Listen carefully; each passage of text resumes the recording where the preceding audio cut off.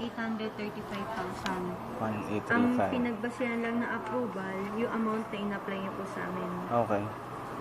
So, ito po siya. So, kung may balance pa kayo dun sa seller nyo, internal nyo na lang po yun. Kung may babayaran pa kayo sa kanila. Okay.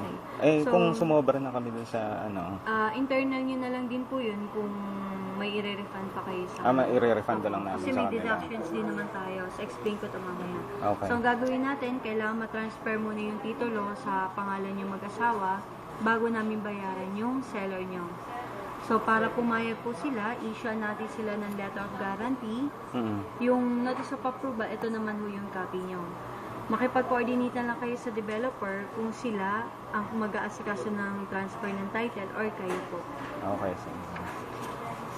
So, based dito sa amount na na-approbahan sa inyo, ito yung mga deductions natin.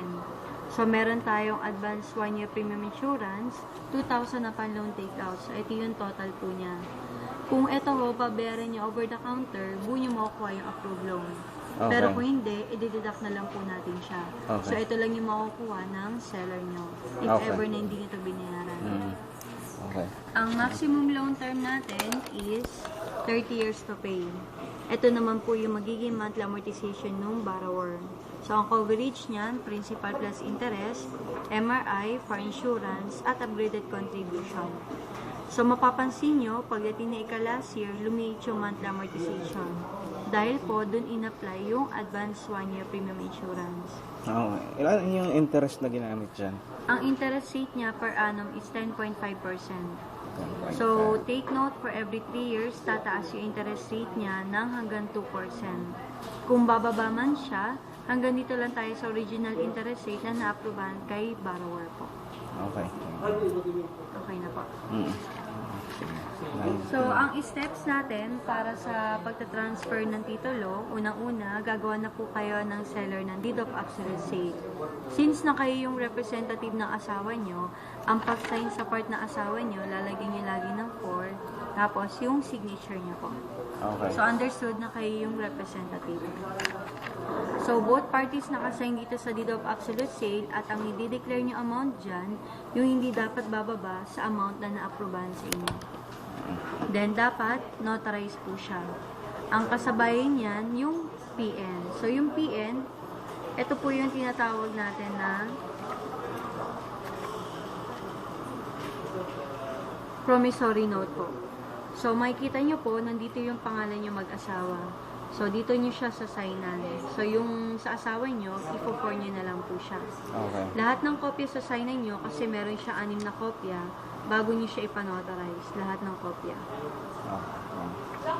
Yung LMA naman, ito naman po yung tinatawag na Loan and Mortgage Agreement. So, bawat naka-stapler, may 6 na kopya.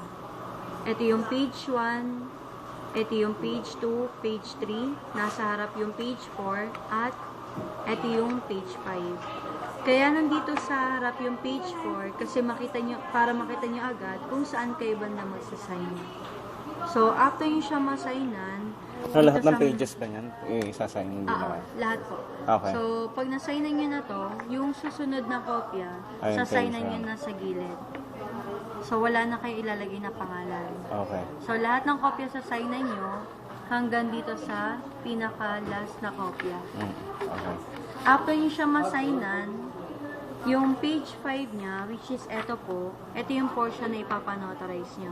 So, lahat ng kopya sa papanotarize nyo po.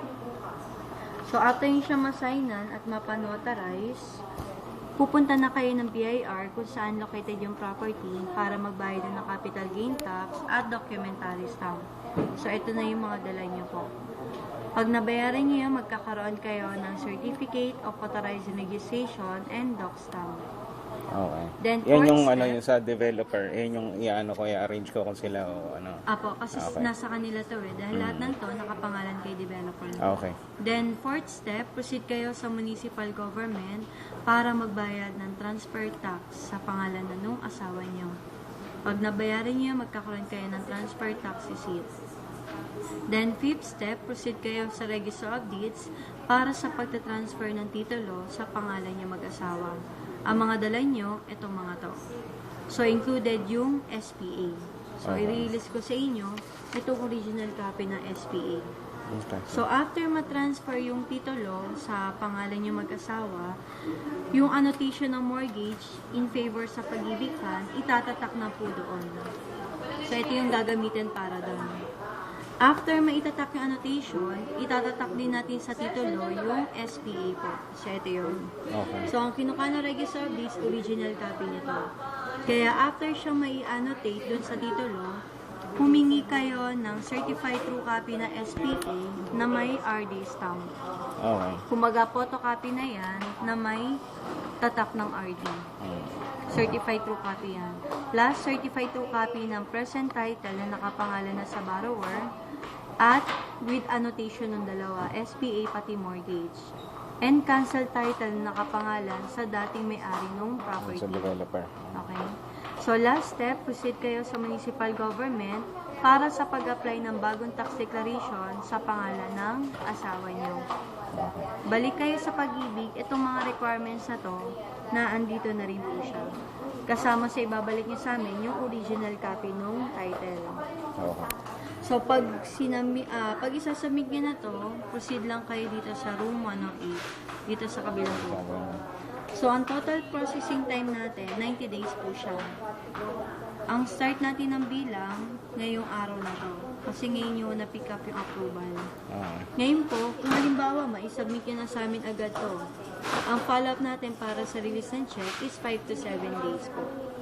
Okay. So, if ever lang nakulang yung 90 days, ang gagawin nyo, gawa ho kayo ng extension letter.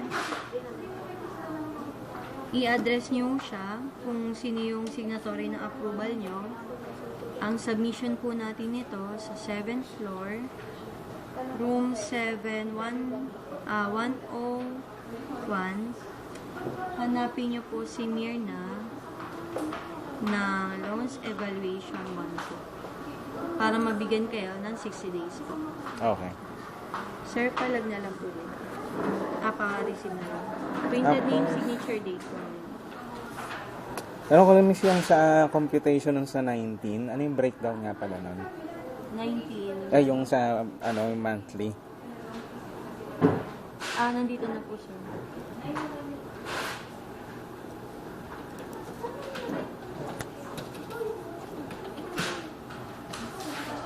Ito yung breakdown nung Okay.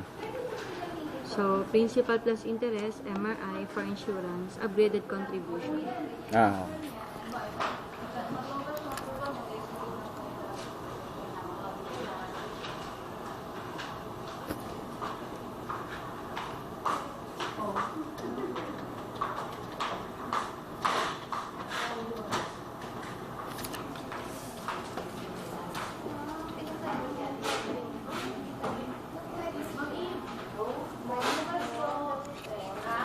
Okay na. Sir, palagyan na lang po ng date. Ano date na? Ano ba date na? May 11. 11 na.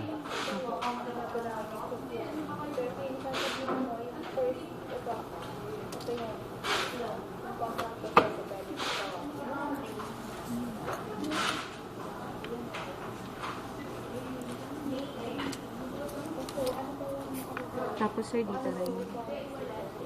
Printed name, signature date din po. Sabi mo, pakintay lang.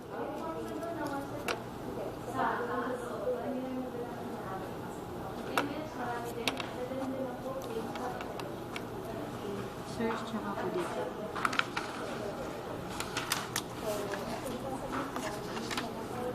Dito na lang po. Printed name, signature date po.